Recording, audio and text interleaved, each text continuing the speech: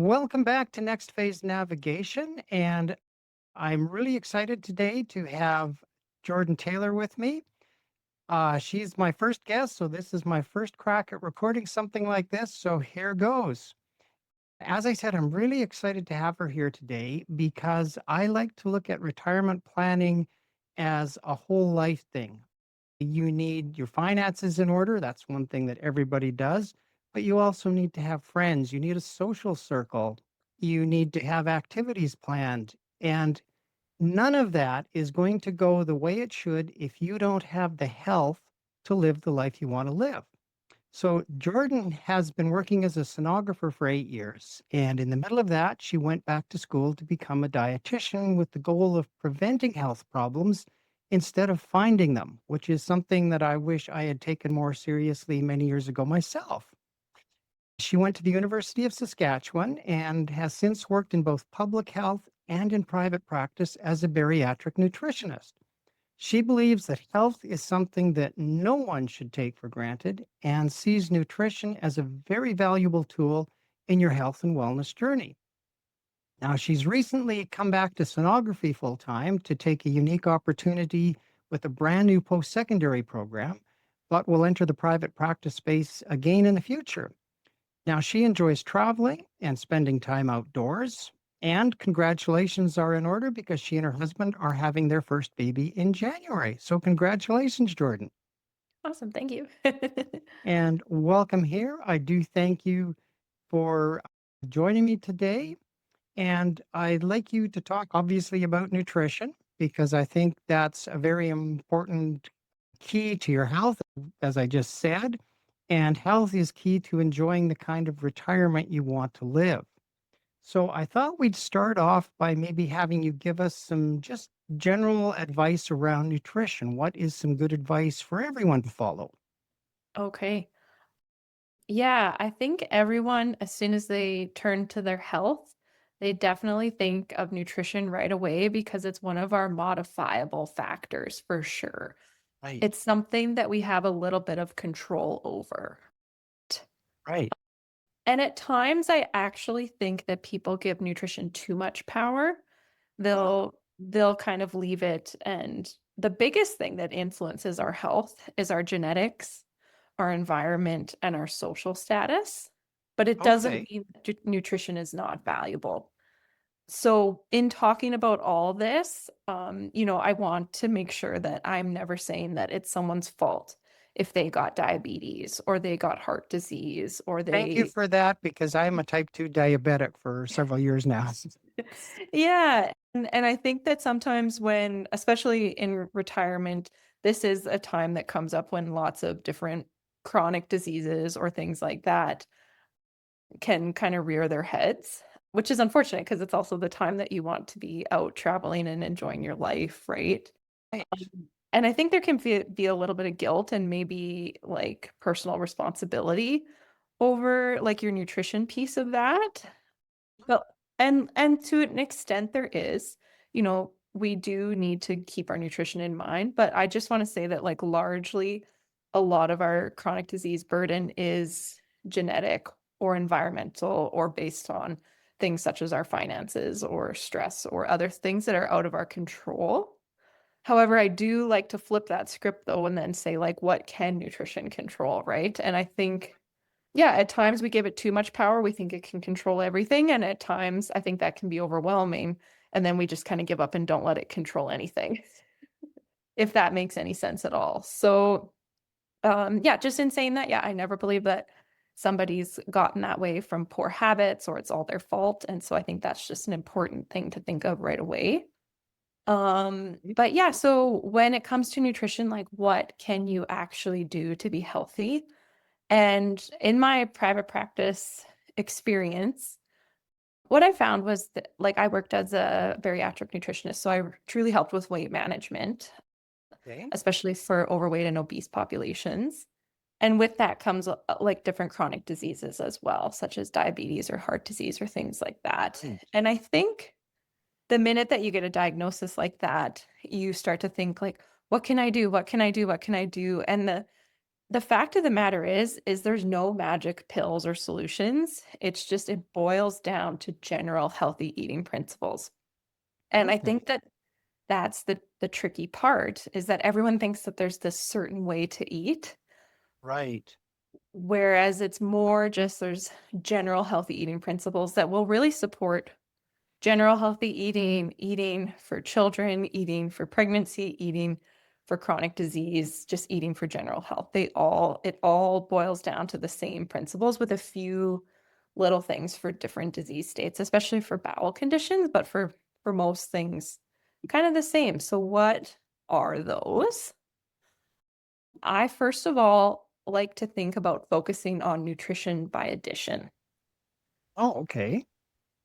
So if we took just a minute to kind of think about that, often, like if I were to ask you, like, what should you do to eat healthy?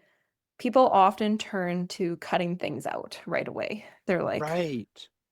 I need to cut out sugar. I need to cut out fat. I need to cut out dairy. I need to cut out gluten. I need to, cut out whatever it is. Right. Right. And in doing so, we often place those foods on a pedestal where we just can't stop thinking about them. And so what that does is it makes us feel out of control around those foods. It makes us feel guilty when we do eat those foods. Right.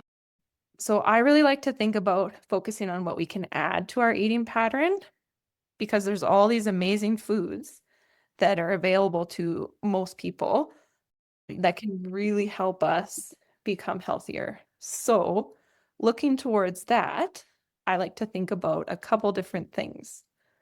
So, number one would be eating as many vegetables and fruits as we can. Okay. So every meal, every snack that you're at least adding one vegetable, one fruit, or trying to make sure that half your plate is filled with vegetables. And it sounds like the most basic rule, and it sounds like, why would I ever pay anyone to tell me that? But I also found that in my practice, it was the one thing that people were really forgetting about was the power of vegetables and fruits. We've Okay. gotten so macronutrient focused in the health Right. sphere, talking about our protein and our carbs and our fats, that, you know, we've kind of forgotten that fruits and vegetables hold a lot of important value with their micronutrients and their fiber and things like that. So, Okay. the biggest thing I think is making sure you're having as many fruits and vegetables as you can in a day. All right. Yeah, that I find that encouraging because I think back to when I was diagnosed with diabetes. I had some health conditions that caused it. It wasn't being Mhm, overweight, but mhm. what my dietitian told me was don't try to be perfect. Yeah. Try to eat the best you can. You know, back then the Canada Food Guide was still a big thing. I'm not sure if that's Mhm, still a recommendation that you would follow. But what mhm, she said is, once every 3 weeks, have all the potato chips you want or a slice of chocolate cake. mhm. Because if you don't enjoy those things, like you said, you're going to kind of fixate on them and you're going to want them all the time. Mhm. Totally, right? And so, yeah, I totally think that there's room for everything at any point in your life. So the second point that I would have is to focus on fiber when you can, Okay. within reason. And I will say, like, this is anything that I'm saying here is generalized. It's not meant to be specific or personalized Right. advice without doing like a formal nutrition assessment, right? Of And course. so Yes. fiber is a really important nutrient, and most Canadians are not getting enough. So most Canadians get about 14 grams of fiber a day. And so women over the age of 50, so like the women that would be forcing or thinking about retirement, and then men over the age of 50 as well. Women over 50 require 30 grams of fiber a day, and men over 50 require 38. Okay. And it's a tricky number to get to Right. unless you're quite intentional about it. It can also result in some GI distress or things like that, right? So if somebody has bowel conditions or things like that, that number may be different. Then Okay. they may feel better at a lower number, or if they've had bowel surgeries or something like that, they might feel better eating certain foods that are less fibrous. So again, it's not a blanket statement. It's also not something you go 0 to 100 with. Right. And so it's something that, you kind of take a baseline of how you're eating, have some fiber, and then, if you say you were starting with 10 grams, then maybe the next day you try and add 2 or 3, drinking lots of water, moving lots as well, and just kind of giving yourself your body time to adjust. And so, Okay. but fiber is really known to help prevent our risk of colon cancer, Oh, uh, okay. to help prevent our risk of stroke, heart disease. It can Um, also help reduce cholesterol, and it helps promote just regularity and feeling well, because constipation is definitely something that can happen as you age as well. And then, yeah, lots of the foods that have fiber have beneficial nutrients as well. And so, fiber is definitely one that our population in North America should focus on. But again, we don't want to just blindly focus on one thing at a time, right? right. And so then the next thing I would think about is eating protein at each meal. Mm. Now, I feel like protein is something that we've thought about maybe a little too much. Oh, okay. Everywhere that I go, there's protein in coffee now, there's protein in donuts, there's protein in everything. And so I think just focusing on having a source of protein at each meal and incorporating different types, and it's if you are choosing to be a vegetarian, that's totally your prerogative and you can do that, but just making sure you're intentional about the amount of protein you get. Okay. I'm not sure 100% where you're from, but I'm from rural Alberta. And so I would never tell someone to never eat meat because Right. it's where I grew up, like in a rural agriculture town. Me too. I yeah. Yeah. I understand how important it is for some people to have meat in their diets, and so that's definitely something that I think can be done properly. And so, but then also including different sorts of plant proteins in addition to meat as well. So lentils and beans and nuts and things like that, chickpeas, Mm. etc. Okay, good. Then I also think that, and this is one that I really think there is room for improvement in, especially Canadian eating, is incorporating more whole grains or complex Mm. carbohydrates versus refined grains. Right. They have a lower glycemic index. They can help with your blood sugar response. They also have a little bit more fiber typically. And then they have some of these B vitamins and things like that that are just a little harder to get sometimes. And Okay. we definitely do eat a lot more refined grains unless we start becoming quite intentional about it. And so trying different whole grains, such as quinoa, such as buckwheat, such as, barley, things like that can be kind of fun and interesting. So that would be my next one. The next kind of general health eating tip would be prioritizing fat intake from olive oil, nuts, seeds, Mm. fatty fish, and avocados. Okay. I'm not sure if you've seen a lot about, like the seed oil debate, the saturated fat debate, things like that. Have. I think in those debates, like we need more nuance in what's going on. And I don't truly understand why, if someone says that seed oils are bad, then we should just move exclusively to like butter and lard and tallow, right? Mhm. The Right. thing that we know from the research is that olive oil diets that are really high in olive oil, such as the Mediterranean diet, are associated with the most longevity. And so I'm not sure why we just skip over olive oil and all that. Right. Nuts are associated with a decreased risk of dementia. Fatty fish that has a high omega-3 content, like just because someone is maybe wary of seed oils doesn't mean that they should only eat butter. Like Right. we talk in these absolutes all the time, and I find it's Mhm. really confusing for people. Um, Right. mhm. And I think then another thing is that people are often a little bit scared of nuts because they're higher calorie. Mhm. However, they're also very satiating and they provide these healthy fats that are really good for our brains. So Right. I've even suggested to lots of people, if you're not trying to medically manage obesity, up to a quarter cup of nuts a day is Okay. really quite reasonable. And then I think too, if we were to think about an additional rule, probiotic foods are definitely something that we could work to incorporate more of. And we can talk about supplements a little later, but I am typically a food first type person. And so Yes. if you can get your probiotics from something like sauerkraut or yogurt or kefir, I think that that's preferable versus taking a supplement because those foods also, again, have beneficial nutrients. Right. Mhm. Okay. And then including sources of calcium would be another important one, especially as we age. But it's important at all states because when you're younger, you're building that bone mass. And then as you get older, you're just trying to preserve or prevent losses.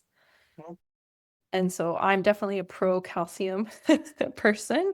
Supplementing is something that is a little bit contested in research on the whether it's good or not. So that if you're someone that's got really severe osteoporosis or something like that, that's where I would probably look to your care team. Just because calcium supplementation can interact with some medications and stuff, so it's not something I would right. broadly recommend. That's one where I would talk to your health professional first. And then including a source of vitamin D is also very important. And of course, like there's not a lot of vitamin D in foods. There's a little bit in some fortified milks, a little bit in salmon, a little bit in actually mushrooms. They're the Okay. only plant food that can grow vitamin D or can like create Really? vitamin D. So typically that looks like a supplement, and that's what happens for most North Americans. Right. And then my final one is actually not really about food. I think we kind of forget about fluids when we're talking about nutrition. And this is probably the most restrictive that I get is that I don't see a lot of room for sugar sweetened beverages in a healthy Mm-hmm. pattern. You know, um, there's Right. no there's not a lot of research that supports the inclusion of them for health. Mm-hmm. And so if you were really looking where to make a difference first, it would be prioritizing water and other healthy beverages ahead of Okay. anything that's got sugar in it as a drink. That's probably somewhere I fall short. I owned a restaurant for 15 years and Oh, I did was you? addicted to Coca-Cola. Yeah. Glass for breakfast, glass for lunch.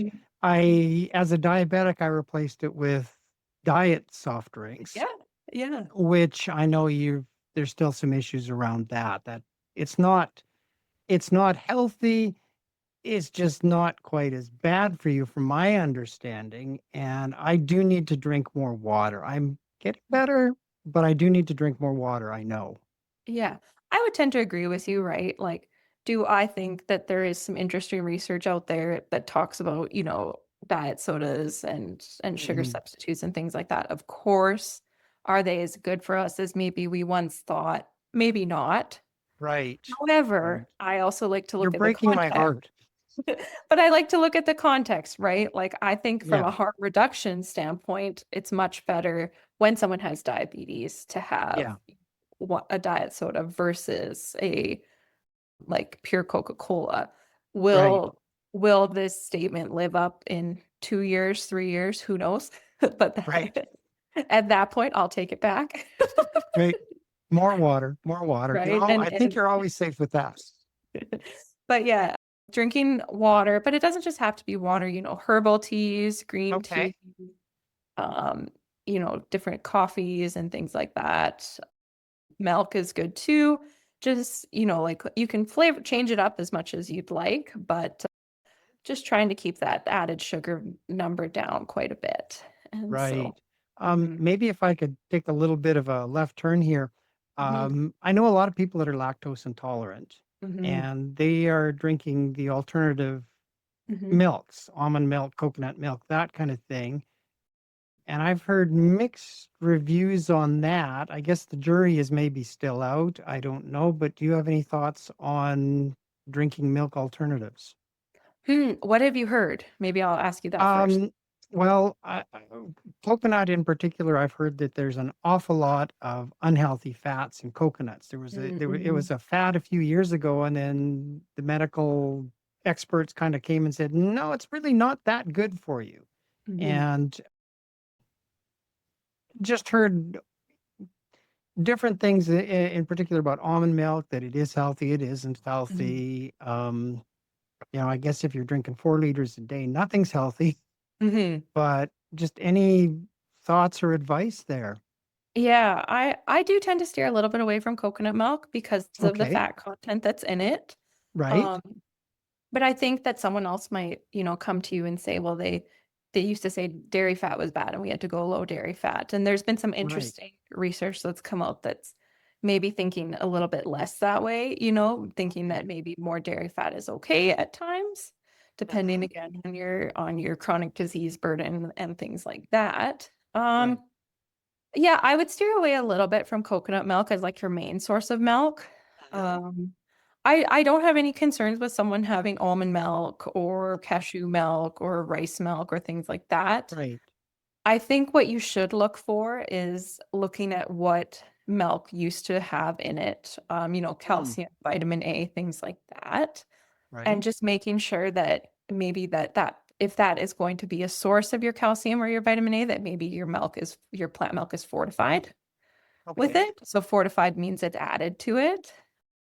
The other thing you could think about if it's truly just a lactose intolerance, like you can get lactose-free milk or Right. you can Okay. take like a lactose pill, um, Mhm.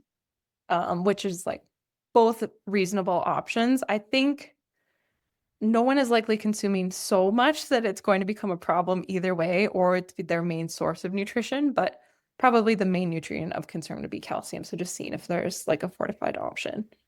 Okay. Yeah. But yeah, I wouldn't worry too much about it. Like if that's what you're putting in your coffee each morning, not too big of a deal. Again, if you're drinking 4 liters, you're right. Everything's about context. Like it's like, well, how are you having this? Yeah. And I do know people who will drink 2 liters of milk in a sitting, or at least Yeah. in a day. So Yeah. yeah. Yeah, Yeah. comes down to the moderation again, I guess. Yeah. And also, like you've been mentioning, it comes down to sort of where you're at too, what your diet, your own personal allergies, dietary restrictions, reactions, that kind of thing. But Mhm. And that's preference. maybe, yeah, and preference, yes. And it comes Yeah. down to maybe getting a one-on-one consultation with a nutritionist who can sort of give you some specific advice that applies to you. Would that be fair Which to say? Yeah, and before I forget about that, maybe Mm. with the retirement planning context, this was a point I had thought about briefly before we chatted, Right.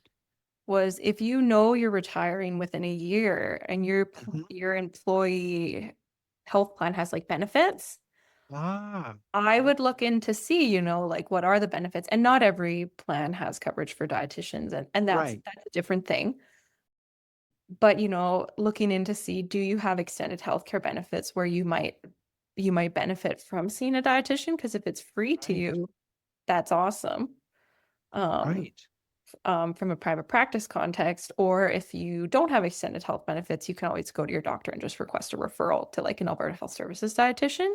Ah, And okay. that was just something I thought maybe I wanted to interject at any point. So That's a good point. Thank you. Thank you. Anything else that you have that you'd like to mention? yeah, Either in the general or the retirement? yeah. So I think something to think about is kind of doing a goal-based approach if you were going to think about healthy eating Okay. and make something called a SMART goal with it. And so I think it can feel really overwhelming when you want to like try healthy eating or you feel like your eating pattern isn't that healthy. If you were to take any of those things that I sort of listed, such as let me just pull up my list here that I had, such as like having a probiotic food or something each day. Can we make a SMART goal with that? Like each day I'm going to make a smoothie that has like Greek yogurt in it or something like that, right? And just boiling down to one goal at a time, it makes things feel a lot more manageable. One or two or three goals, we don't have to do anything Okay. crazy or each week I'm going to try one new whole grain or something like that. Mhm. Yeah. So I think a goal-based approach can be really helpful for what to add into your eating pattern.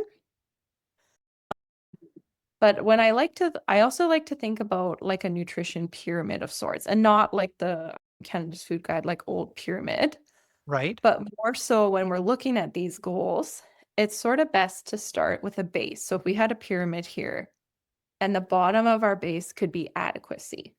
So that is ensuring that we are meeting our macronutrient needs. We're getting enough carbohydrates, enough protein, enough fat, enough fiber, and enough water.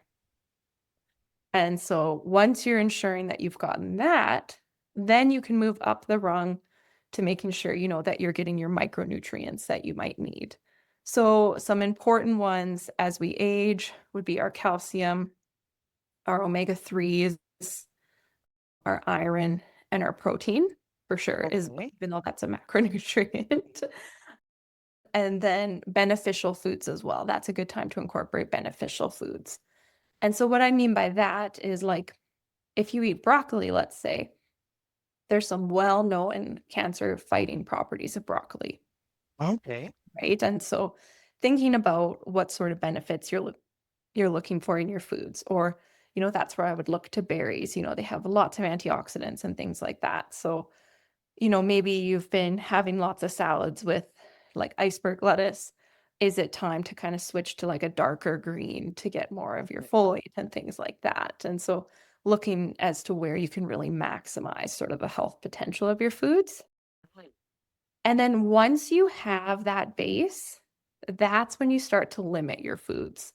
Don't limit your foods until you've got that solid base of what you should be eating.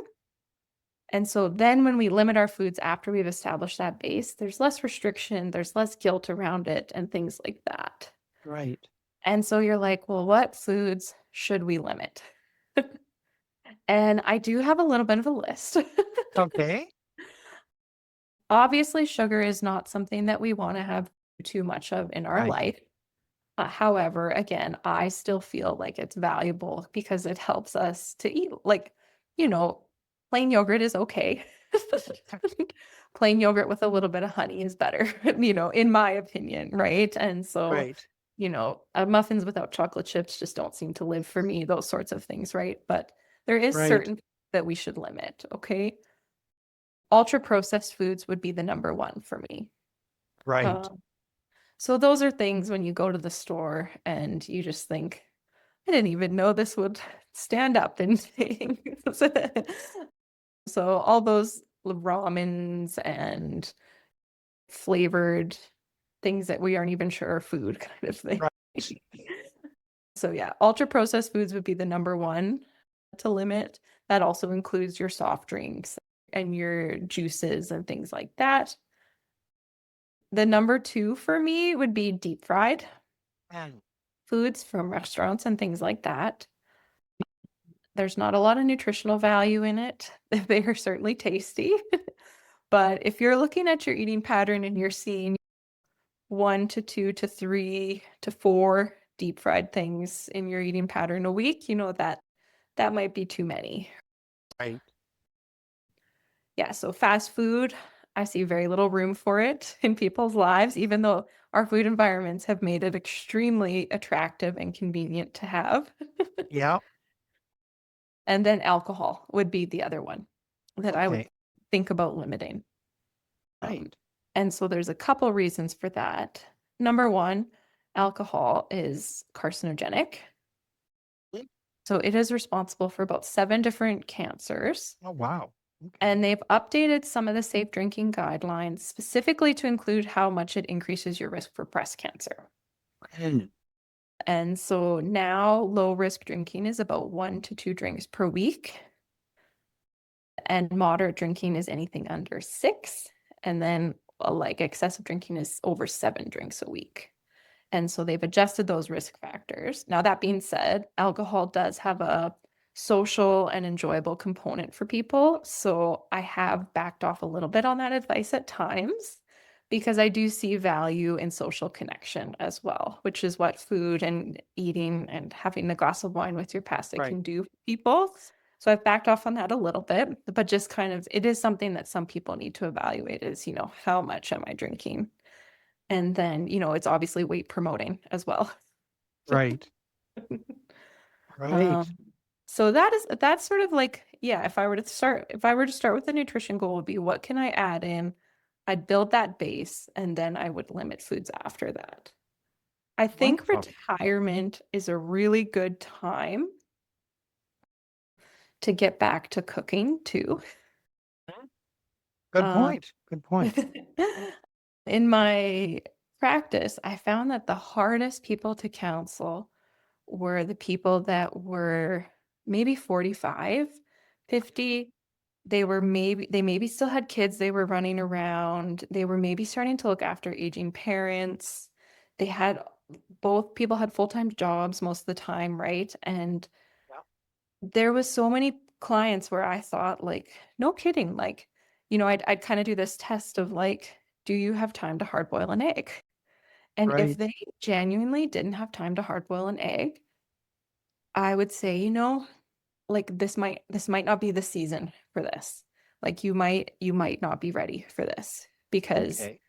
your life is just so hectic and go, go, go, right? Whereas Right. retirement, hopefully a bit of a solace from that. Yeah. Yeah. I am afraid I'm going to have to end it there. There's Yeah. some more questions I would love to ask you, and I'm just limited for Yeah. time. If you've got more thoughts, maybe I could have you back on another time. I would love to do that if you've got the time once you're a mom, and if you'd be interested in have some more information that you could pass on to people. Perfect. Yeah, yeah, we'll have to see. Who knows because I don't know Yeah. anything about being a mom yet. So I guess if we could wrap up one thing, Hmm. I would say just to be cautious about any supplements. Okay, Review good. review them for medication interactions. Review them. Mhm. In the States, they're definitely finding like lots more cases of liver failure from oversupplementation. Okay. And just know that if anyone's sort of telling you that a supplement will solve all your problems, it's probably not true. Okay. Good to know. So that's a kind of an ask a nutrition or ask a nutritionist or ask your doctor kind of question, And maybe. potentially your pharmacist. Ah, yes. Mhm, Good point. mhm. Good point. Well, I would love to keep talking, Yes. but I'm recording this on Zoom and they limit me and I've got a countdown timer going here telling me I've got 1 minute and they're going to Oh, cut yes, me I can off. see that. So, yes, if we have a chance to talk again, I would love to. I'm sure you have some more thoughts, some more advice. And if you could maybe email me some contact phone numbers or something as far as who you could talk to for more information, I will put that in the description on the video when I post it. Awesome. Thank you so much. Thank you for your time. Thank you for your time. Thank you very much. Awesome. And Have a great evening. you too, and congratulations again. Thank you. Okay. Bye bye.